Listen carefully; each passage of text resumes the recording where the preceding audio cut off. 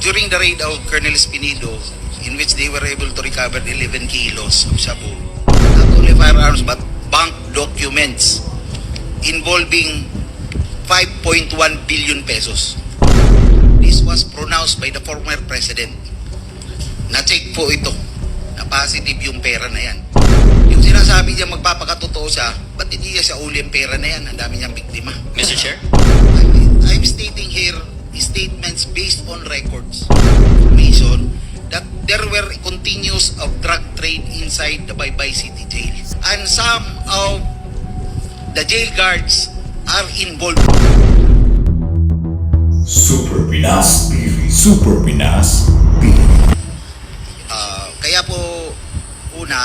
po kami nag-apply ng search warrant dyan because during the raid of Colonel Espinido, in which they were able to recover 11 kilos of shabu and several firearms, not only firearms but bank documents involving 5.1 billion pesos in current account and another intact money of a fake corporation by his family named Blue Oceanic Corporation, found out by AMLA, amounting to 5.1 billion.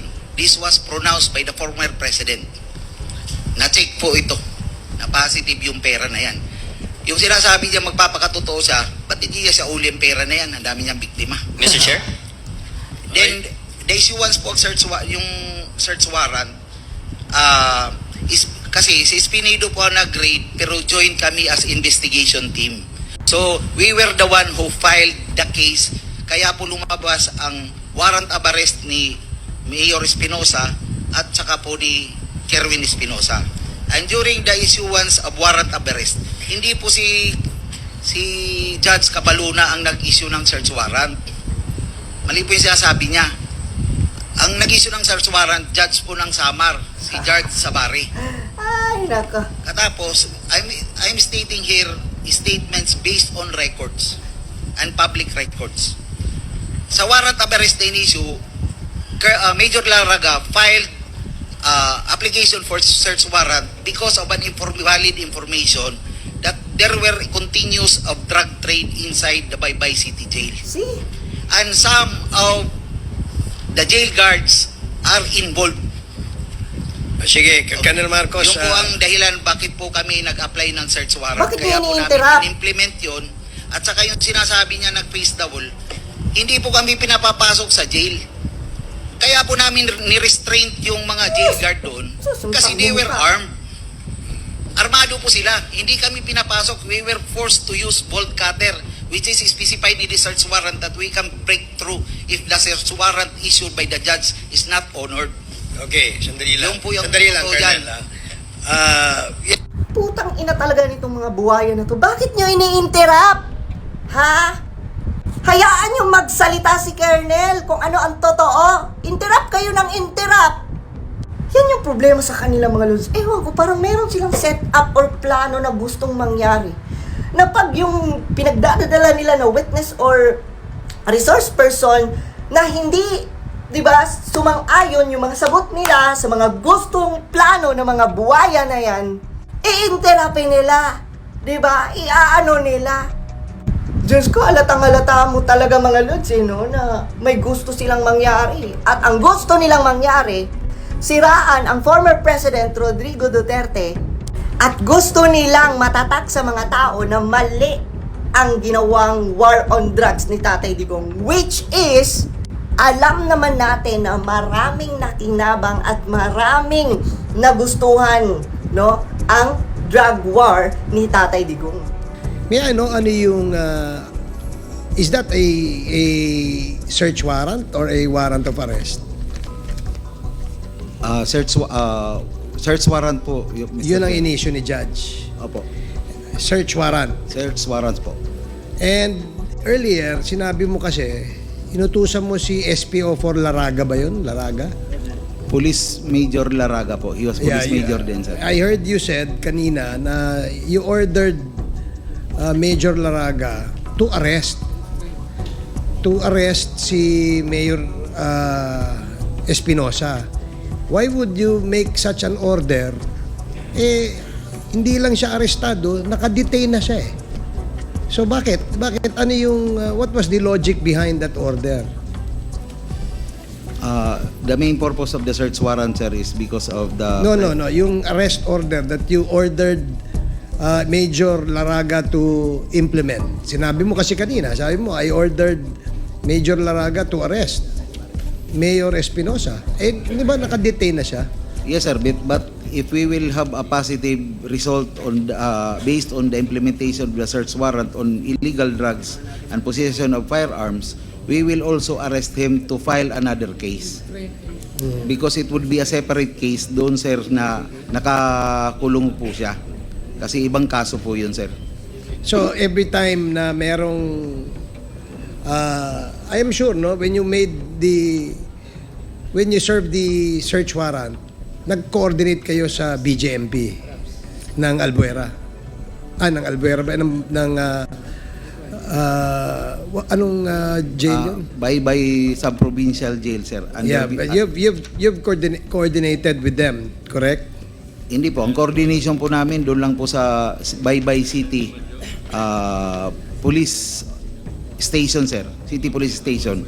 Yung po ang coordination hindi namin. ba protocol or SOP na magko-coordinate kayo with the provincial jail warden at saka syempre yung mga jail guards? Yung po sana, sir, ang normal procedure. Kaya lang po, based po doon sa validity sir ng search warrant at doon sa intelligence information that some of the jail guards are already involved on the, kumbaga, nasusuhulan na po doon sa drug trade, sir. So, we would think if we will coordinate, baka, sir, ma-clean up, sir, yung lugar, wala kaming abutan doon. So, by not coordinating with them, kasi ang feeling nyo, sila ay may connection dun sa Drug trade, sir. drug trade sa loob. Kaya doon kayo sa police nag-coordinate. Yes, sir. And Yes, when you Mr. entered the jail, the provincial jail, kanina narinig ko sinabi mo that 19 personnel kayo. Yes po, sir. Not all CIDG. Meron pong maritime group po kami kasama. Lahat ba yung 19 na pumasok sa jail nakasuhan? Yes, Mr. Chair. So you were all respondents to a case? Lahat kayo? Yes, Mr. Chair. At you're telling us na yung 90 na yon na-dismiss yung kaso? In RTC court, sir. So lahat kayo na-dismiss? Na-acquit po, sir. I'm sorry, na-acquit. Yeah. Yes, Mr. Chair.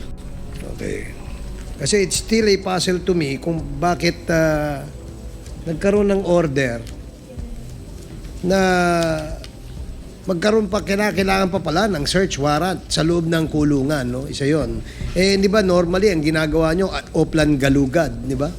Gagalugad, meron kayong info dun sa loob.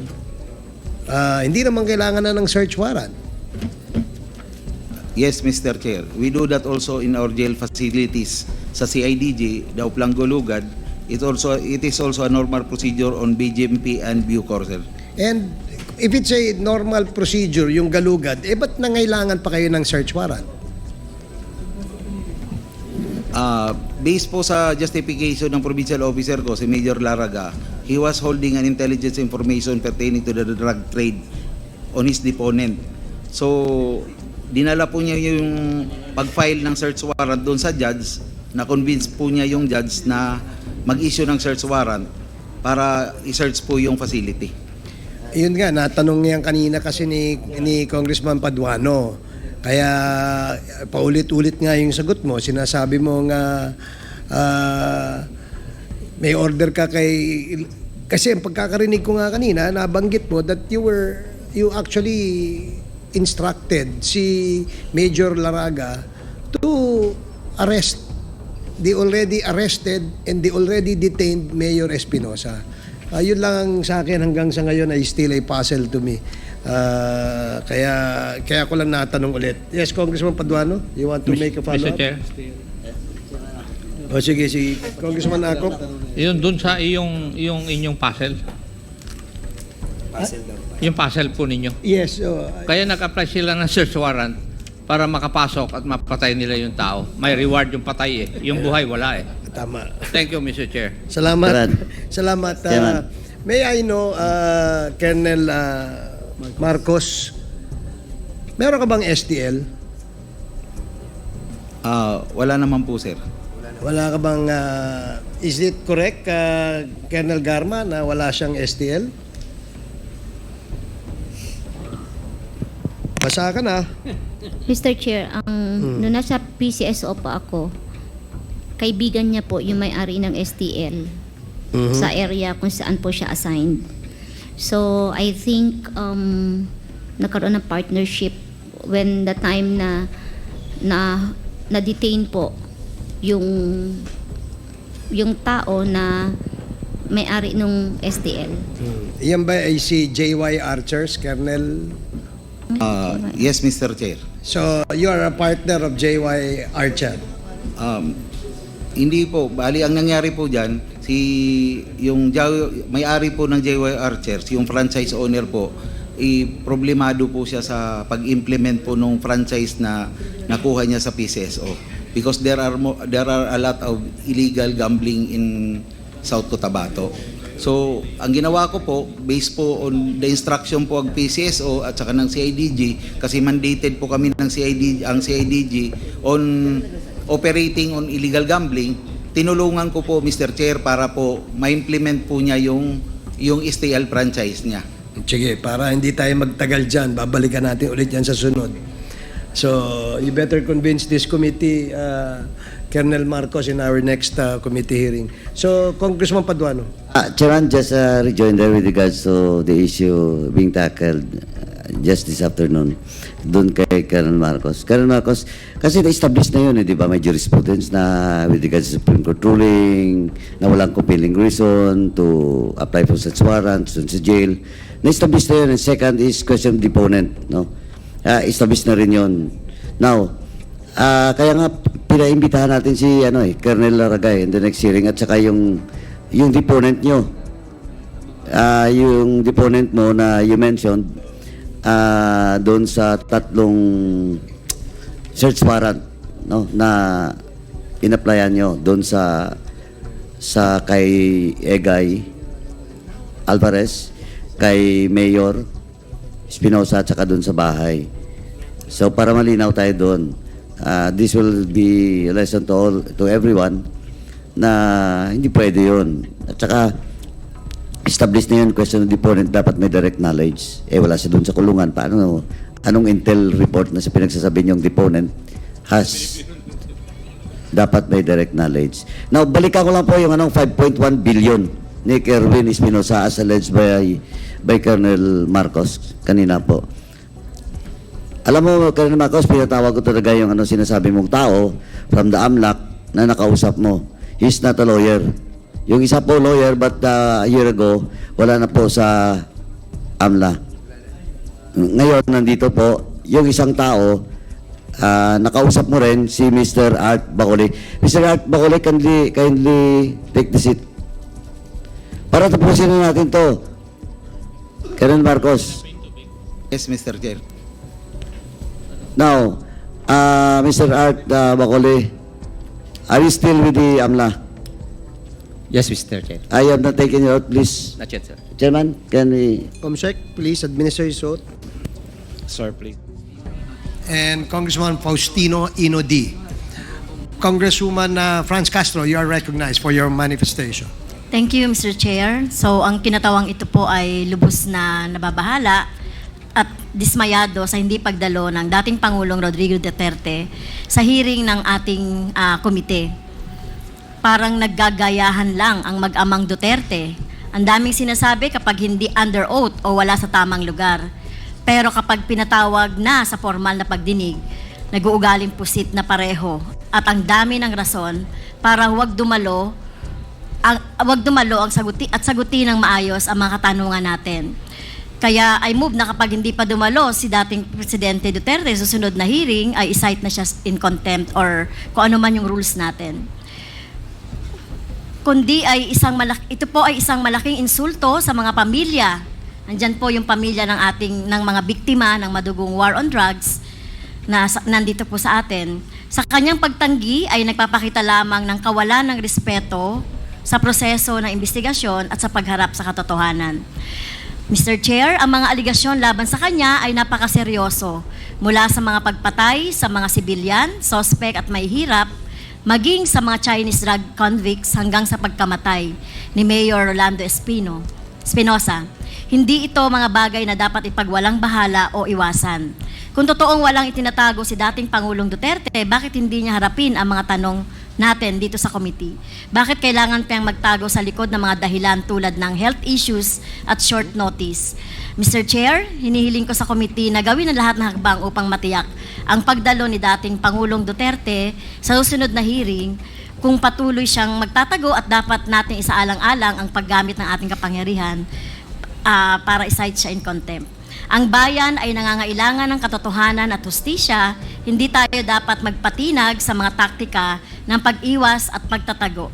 Maraming salamat, Mr. Chair. Thank you, Congresswoman Caso. The Mr. last Chair. to deliver his manifestation is Congressman Keith Flores, with the indulgence of Congressman Abante. You are now recognized. Thank you, Mr. Chair. Mr. Chair, I only want to confirm that I personally know Attorney Delgra, and I called him up during the break, Mr. Chair. He confirmed that he is acting for and in behalf of the President when he wrote that letter, Mr. Chair.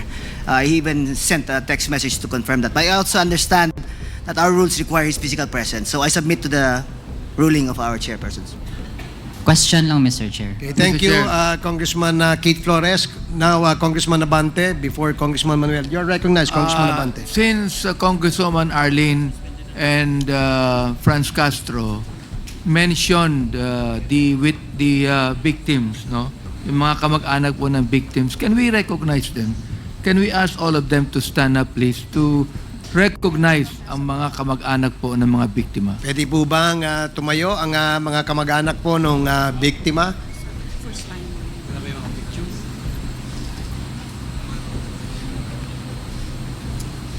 Maraming salamat po.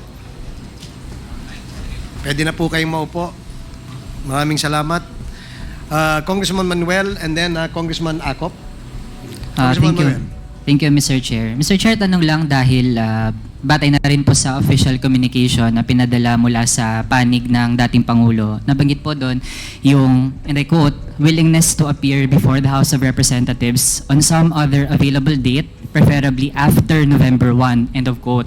So, Mr. Chair, sa ganitong mga pagkakataon na sa panig po nila nag-express ng ganong availability, how will the committee deal with that? Dahil, Mr. Chair, while meron tayong mga tinitake note na mga considerations, ayaw din naman natin na ma-prolong iyan, tapos baka tumagal din na hindi pala magiging maayos yung kalusugan ng dating Pangulo at madedeli po ang mga proceedings ng komite na expected na humarap siya. So, sa bahagi ng Quadcom, Mr. Chair, do we have some target dates kung kailan talaga posibleng matuloy na ang investigasyon na makaupo ang dating Pangulo? Yan lang, Mr. Chair. Well, in response to your question, Congressman Manuel, it will depend by and large on the topic that we will set on the next scheduled committee hearing. So in case where EJK will be the scheduled topic, then we will have to extend invitation again to the former president. So thank you. Congressman Acop. Mr. Chair, pursuant to our rules on inquiry under Section 15, may respectfully move that we extend our inquiry insofar as the issues raised in the Quadcom committee is concerned, because Section 15 requires that we terminate